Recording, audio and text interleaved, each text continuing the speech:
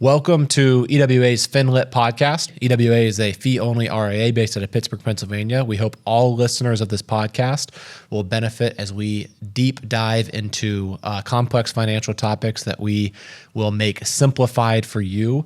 And we hope that this really serves as a catalyst so that you can make the best financial planning decisions for your family and also save time.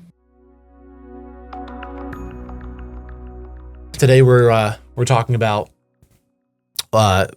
very often our clients have accumulated enough wealth to be financially secure, and so now it's just shifting the mindset from being a saver to a spender, or even giving permission to spend. So today we thought we'd share the perspective on from our clients who we respect a lot. We believe a lot of the clients that we work with, they live a great life, they have strong values, they're very family oriented. So if you are new into money or trying to give yourself that permission to spend when you have enough, we just thought we compiled a list of here's some cool stuff our clients do.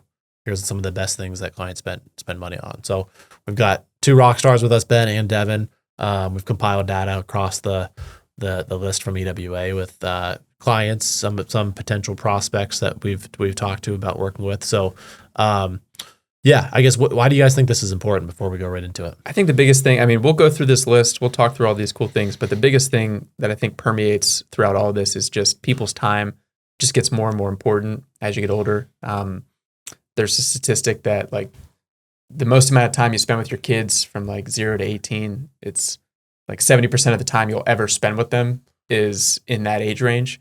And so the more that you can do to free up your time to spend time with your family, to take those trips, to do all those things that you want to do is really important. It's only, your only non-renewable resource is your time. So all these things are pretty much time savers and are able to help you spend time better. No question. Devin, any thoughts to add to that before we sink in here?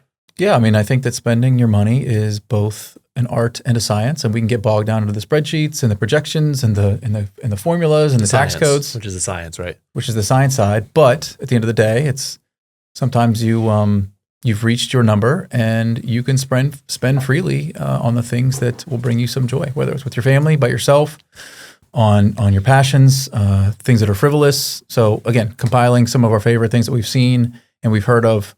That if you've kind of reached that point in your life and in your finances, let's have some fun. So awesome. Okay, perfect. Well, let's go into number one. I think we always talk about time is the only non-renewable resource. I think these guys have heard me say that a million times at least. But it's just true. It's a good reframing. So one of the first things we've seen our clients do that are financially secure for their standards, they've accumulated enough to be okay. Paycheck is because they want to, not because they need to earn it anymore, or maybe they're already retired. So there's a lot of convenience factors that clients spend their time on that we think are very good to save that time. So Devin or Ben, want to give some examples of those? Yeah, I think the first one is again in the theme of saving time. I don't know if anybody's gotten on a plane in the last 25 years, but it's an absolute nightmare. So if you want to save time and Southwest and hassle so and keeping your shoes on through security, and you've got the financial wherewithal, it's okay to book a private jet, right? What net worth though? Let's not get too carried away here. I think step one would be fly. I totally agree with you, by the way. But step one is make travel enjoyable, because travel is a huge thing people want to do more of, and so get TSA PreCheck. That's a must. Period. I'm not traveling with you. Do you don't clear? Have TSA. Yes, get TSA PreCheck. It's clear. These are a couple $100. Yeah, they last for years. Get global entry if you're gonna travel internationally. If you're worth let's say between 2 to 5 million, most, and depending on what your spending goals are, fly first class or up. Make it enjoyable as possible. That would be tier one. I would say 10 million plus net worth. That's what I was going to say. Yeah. Now we're talking private jets. So what makes and obviously even with TSA, even with global entry, it's still a nightmare. But just try to make it as enjoyable as possible. And this isn't go out and buy a private jet. This is a NetJet subscription. This is having the availability to get on a private plane, book it at your convenience. It's not necessarily ownership. Yeah, and so you're gonna. If you're worth $10 million, generally you're probably spending 30 to 40 a month after taxes. between Social Security, pension, and the safe withdrawal rate. So a lot of our clients that have that kind of net worth, they're spending 15, 20 a month, and we're trying to coach them to get up to that spending level because like they don't necessarily have the biggest goal of like I want to like room my kids and pass 20 million on because that's going to keep growing. So it's hard to stomach saying, "Oh, I'm going to Florida from Pittsburgh and spending 20 grand on a private jet." But if you're like 50 and you have 25 years more, and let's say you do that, once a year, you start breaking down the math, can you afford not to do that? Because you want to make that enjoyable. You've got the money. Where's it going to go otherwise? It's most likely not going to have a relatively impact on your kids in a good way because too much money could ruin or enable them. So I think some exercises is breaking it down with how many trips do you have left? And how do we want to maximize the enjoyment of those trips and remove the friction, remove the stress? But Devin, so you're the one that mentioned the private jet. Any other thoughts around that? Yeah, I mean, Ben was saying, we're not saying go out and buy a $7 million plane, but if it's going to cost you, again, it depends on the situation. But if you're flying with your family and you're going to Africa and you have the financial wherewithal, spend an extra 25 to 50K on the flight, and it's going to save you dozens of hours of your time and so much hassle where it's going to be worth it. Again, assuming that it doesn't impact your broader financial plan significantly, then yeah, it's totally okay to spend. So I would say it's in that kind of 20 to 50K range per flight. Domestic, not Africa. Africa would be a couple $100,000 to fly private. That's out of my kind of expertise at this point, but is it really that much? Yeah. 6 figures? Well, it's usually $5,000 to $10,000 an hour. Okay.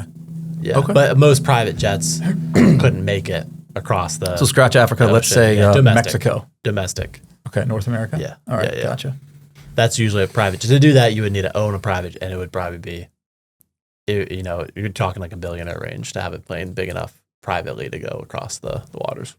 So point is that we see people and families with a lot of wealth, and they're, we do the projections, they're probably going to end up passing with significant wealth. And do they want to give that to their kids when their kids are in their 60s, or do they want to splurge on a lifetime experience that their kids will remember for the rest of their lives and their grandkids, et cetera? So point is that it's not as expensive or out of range as you would think, especially when you get into that $5 to $10 to $15 million net worth range. So yeah, and I would say to wrap up the travel, a lot of times I see like we're huge into points, and I think the booking some of the travel, and if you're a good saver, like saving money while you do it, maybe flying for free, trying to get this first class, it's all great.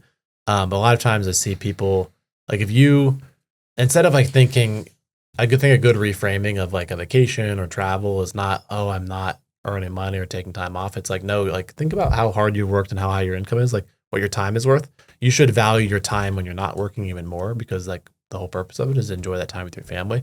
So you should make sure to like really maximize it and make it as enjoyable as possible. So when you have that reframing in mind, that permission to spend usually comes out a little bit quicker. Yeah. So, okay. Other convenience factor we talked about, hiring a housekeeper or a nanny if you have young kids. These are also great ways if you have 3 kids in daycare and you're hiring a full-time nanny. It's not that big of a price difference typically, but the convenience of having someone come to you is, and a kid gets sick and then now they can't go to daycare, and like it takes a lot of that off the plate. So I would say the next category would be kind of around the adventure with fun adventure with your family. So based upon experience of our clients, like what are some of the best experiences that we've heard about from our clients? What would you guys say? I would say it's number one, just figuring out what you're passionate about and spending money on that. So, I mean, like bucket list type golf trips, like full wine cellars. Like we have some real like wine obsessed people that know everything. So just figuring out what you're passionate about and spending it on that. Don't just spend money to spend money.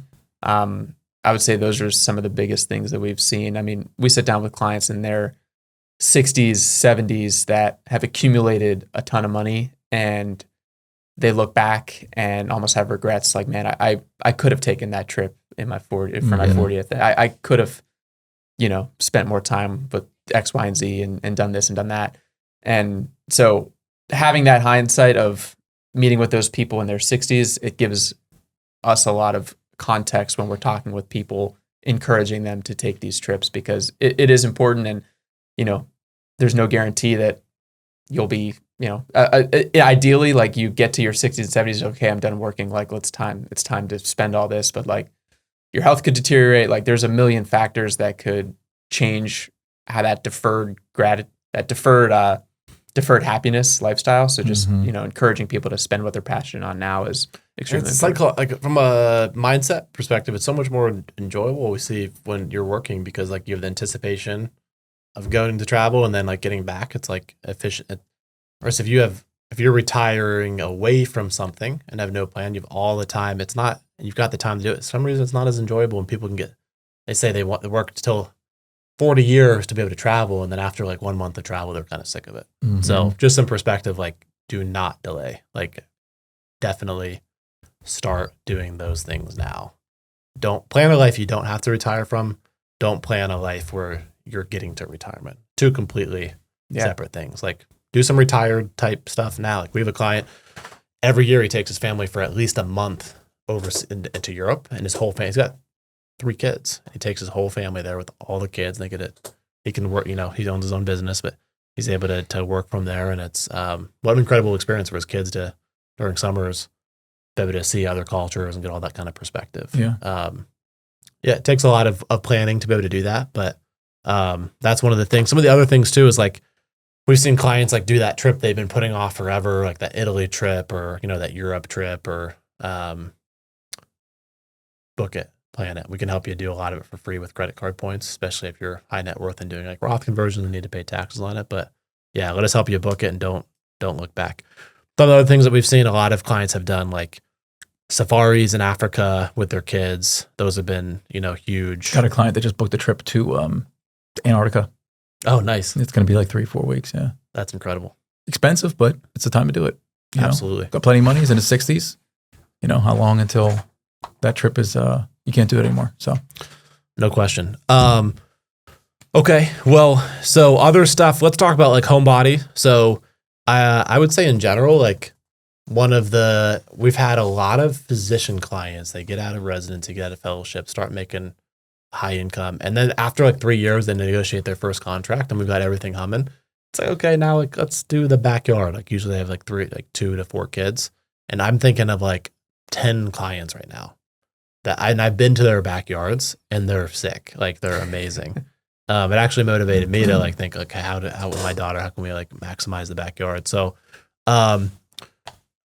pool, just trampoline, sport court, all that kind of stuff. Like every client that's done this says it is the best investment. Now it's the worst financial investment in history, probably, right? Because if you put in a pool, sport court, whatever, it's going to add, let's say you drop, we've had clients drop between 200 to 500K, I'd say on average, huge range depending on what they do.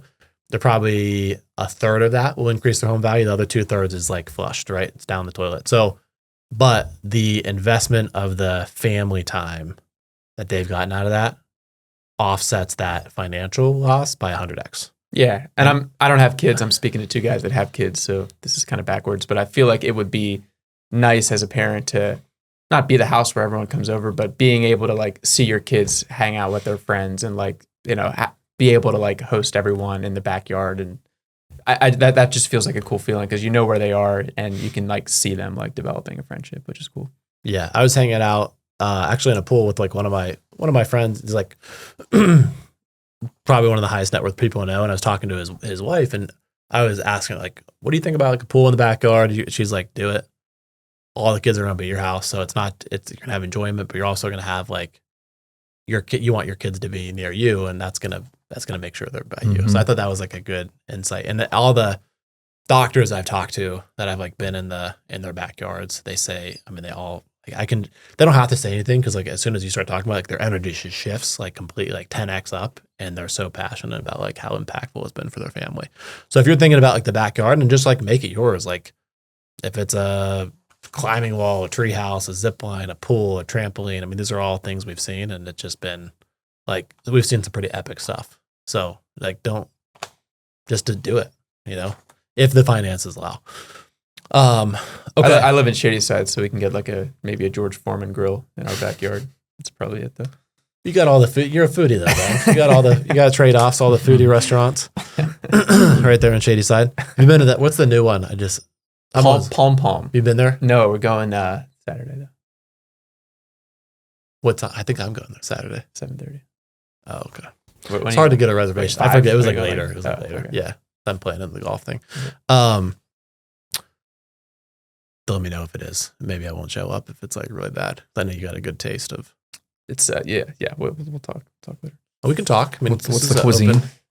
It's like coastal, like small plates. It's like, I don't know. I've never been. It's like brand new. We're going for my my fiance's grandmother's birthday, so it's gonna be a Fiance. squad. I know this has been public. Ben's engaged. Congratulations, Engaged. Ben. Speaking of splurging. Yeah, speaking of splurging, yes, yeah, buy an engagement ring. Splurge. No, that's awesome though. So, okay, yeah, I'd say the next one would be like find your passion and like be relentless about it. What that could be travel, could be photography, it could be golf, it could be, wine you mentioned. What else have you seen? Well, I just got off the phone with a client last night who did like a bucket list golf trip with a bunch of his friends out to Scotland, played all the courses. It was just talking about it for 50 minutes. It would have been very easy for them to all wait until they were like later in life, retired, to do the trip. They all did it in their early 50s and they were all healthy. Like it just further encouragement here to just, hey, like plan the trip and take it while you can. Don't feel like you need to wait and do it. It felt like a bucket list trip and he was just like over the moon, happy about it. So it was awesome. It's awesome. I was only a little bit jealous. Okay, perfect. Well, so the other thing I would say is health related. So let's jump to health related. So how have you guys seen our clients invest in their health? Which is, what is wealth without health, right? Mm-hmm. Yeah, Devin, what would you say the top three are? I'd say the most common one that I've seen recently is paying for and hiring concierge doctors. Kind of the Peter Attias of the world, where you have an idiosyncratic or a specific health issue, or even if you're healthy, they can help maximize the top end in terms of all of the, there's more than I do, tracking all of the different, testosterone and blood levels of this. I don't do this myself right now, but, for 15 to 25K a year, you have access to those doctors and they can really help you optimize your health span so that you're in your 70s and you're not have a walker or a wheelchair. You're actually, healthy, jumping around and being able to travel and things like that. So yeah, I think a lot of medicine in the Western culture is reactive, right? You go because you're sick, and this kind of flips the script where it's proactive. Like, let's plan so those problems don't occur. And so one of our clients, his name's Sanjay Manan, we've actually referred him to a lot of our other clients. He only charges $5,000 a year. And I remember discussing with him because he was, part of a bigger group, and he made the decision, started his own business. It's been great. A lot of clients have enjoyed working with him. I can say personally, it's been amazing just because of like how much time it saved me. The quarterback, different appointments, referrals, and just the coordination versus like every call is like a half-hour call waiting online to like schedule, and it's just so irritating.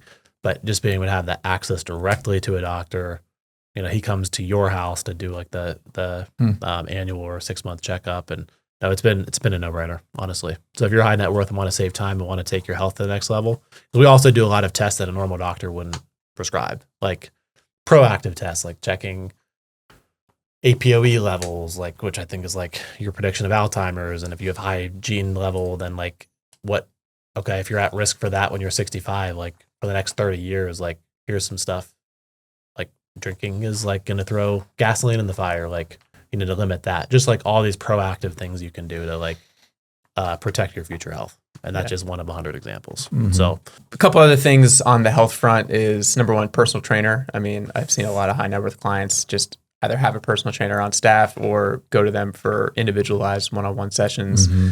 Having either like a meal plan service or even just like a private chef that will come in and cook meals for them. Lunch and dinners, even just for special occasions. One of the coolest gifts that I've ever received was like having a chef come to our house, like curated a menu like of all my favorite foods and like cooked for me and my fiance and my family, and just kind of like was super engaged. We're all kind of just sitting in the kitchen, like having drinks, like watching them cook all my favorite foods, and we were eating them, and they were delicious. So it was That just, sounds incredible. it was like an awesome gift. So like a gift, whether that's a gift or whether that's like a weekly like Friday night dinner you can have with your family and do that. Like that was just really cool. You could have just saved the money. You asked me to do that. I mean, I probably could have whipped up all your favorite foods for you. I mean, you can order pizza and order Factor with the best of them, but this was legit. I'm on for Factor. I'm so sick of it. But I can cook. Have you ever cooked for you? No, I don't think so. But one of these other things on the list was having a cold plunge or a sauna. I mean, I feel like you can maybe speak to that more. Yeah, no, I think just having like a routine of like, the cold plunge is actually, the studies have shown it like prevents muscle growth, but like it really helps like the kind of resets your mental nervous system and reduces stress levels. So that's why I do it like quite often. I have one in my home, and then the sauna obviously is like a daily thing that detoxes and really good for you. So You do that daily? Yeah. Cold and hot? Cold, I used to, and hot, I do it every day. And then I did all this research that like multiple like doctors said you can't do the cold. You should not do the cold plunge every day. So now I'm like weaning back off of it, like 4 times a week. The pendulum is swinging back. And I had it too cold. I had it like 37 degrees. I have a video of Tyler, our tax guy, getting in. He was like almost crying.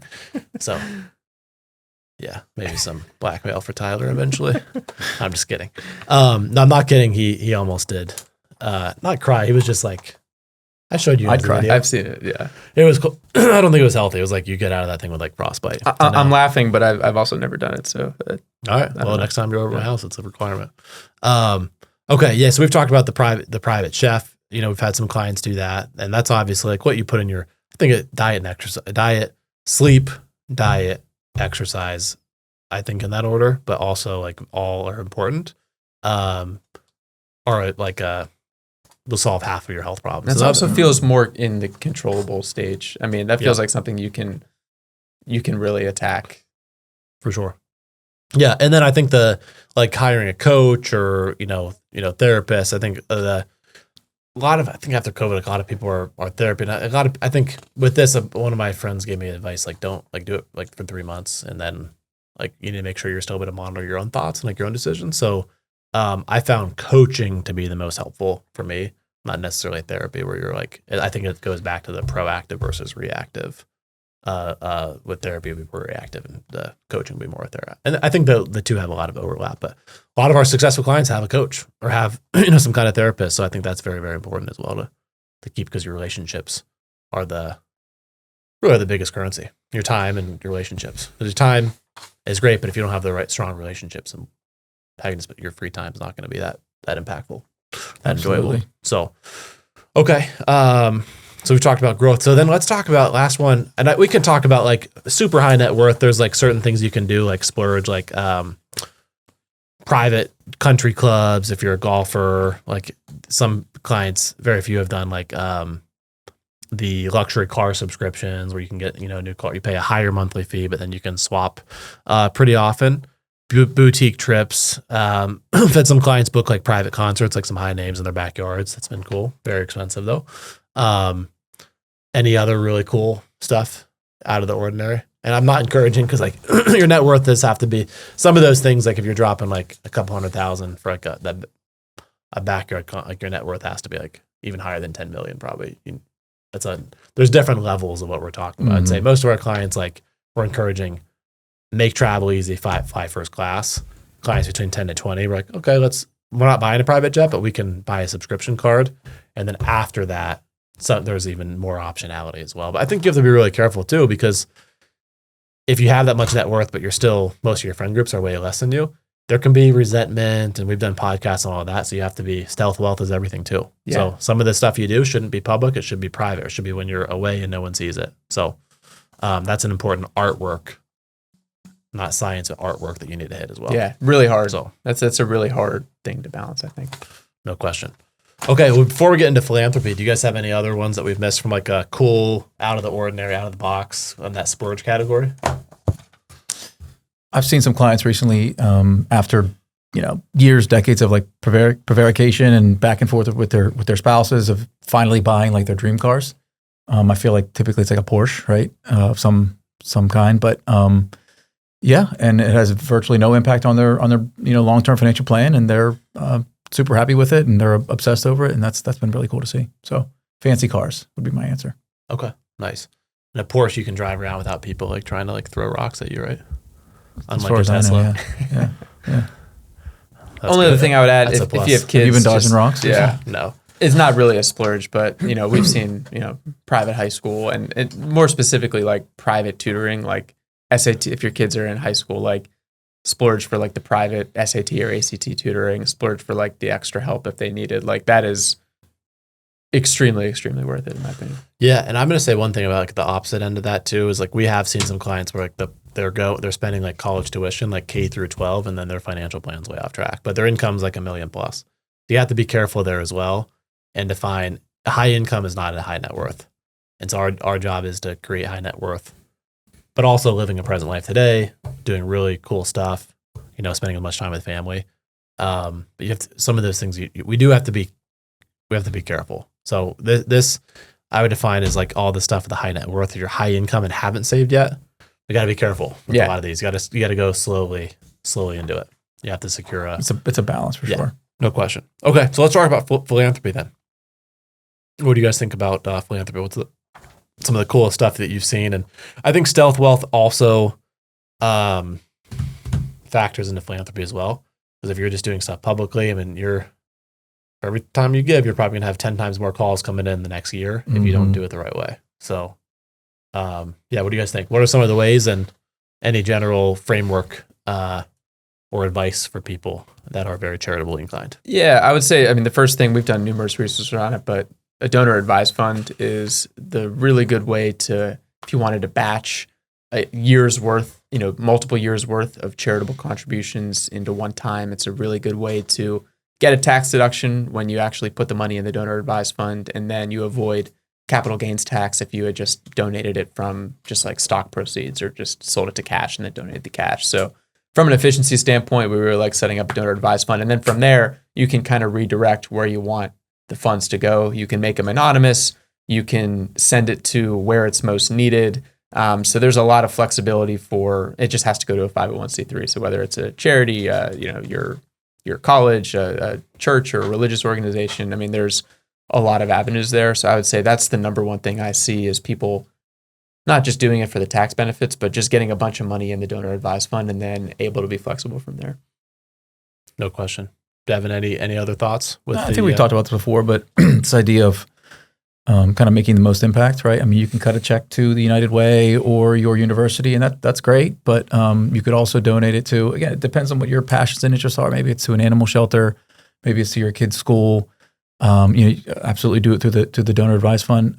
Maybe it's paying for groceries for the single mom that's behind you in line at Giant Eagle, or Kroger or whatever it is. But just being able to make that impact and getting some fulfillment and good feelings from that.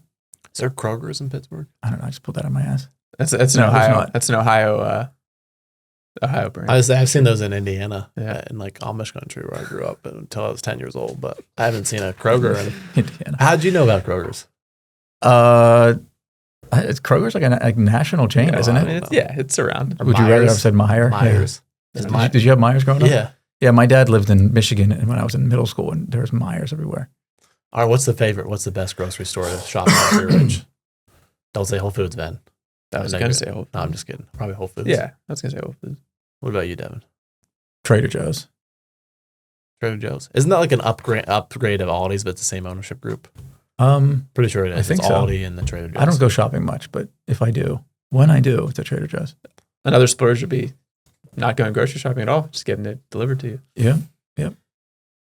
True, but I swear there's like they have this like agreement where it's like we're gonna go pick out like the fruit that's about to go bad and put it in your cart. So like I'm only order certain stuff on Instacart. That's fair. And trust me, I'm like the Instacart fiend like every week. But yeah, the fresh produce is a struggle. Okay, here's a question for you guys in the last year or two. What is the thing that you've spent money on that maybe not was necessarily like advisable or prudent that like has been like a 10x in terms of like fulfillment and happiness on you? And I'll tell you right now, mine is the Instacarts, is the Walmart Pluses, is the whatever it's called, where like we do not enter grocery stores anymore, and it has been a huge unlock for our time savings and convenience and happiness. Yeah, mine would be the gym I built in my basement with the sauna, and then with my daughter, we're taking a trip to London. Now we're flying for free with points, but taking her to London to see Coldplay, and she hasn't stopped talking about it since. That's in August, like late August. Nice. So Nice. but yeah, 2 things. My gym for sure. I go to a group fitness class, so I have the unlimited membership, and it's the most expensive option, but I feel like I'm obligated to go more now that I have upgraded. So I really like that. And then the second one, I have a subscription to a site called Masterclass. I really, really like it. It's like $120 a year. It's like $10 a month, but it's like all these crazy famous professionals like teaching classes on what made them famous. So like it's Gordon Ramsay teaching a class on how to cook. It's Daniel Negreanu teaching a class on how to play poker. Phil Ivey teaching a class Roy on how to play poker. McIlroy had a triple, quadruple bogey. Steph Curry, Port Rush, whatever. Steph Curry teaching a class on how to shoot a basketball. You know, Coach K from Duke teaching a class on like leadership and values. It's really, really, really cool. It's I feel like I'm learning something. So That's awesome. Yeah. Good for you. Well, thanks for joining us, everybody. Any questions, please reach out, and look forward to catching everyone next week. Thanks for tuning in to our podcast. Hopefully you found this helpful. Really hope this is as beneficial and impactful to as many people across the nation as possible. So hit the follow button. Make sure to rate the podcast, and please share with any friends or family members that would also find this beneficial. Thank you very much.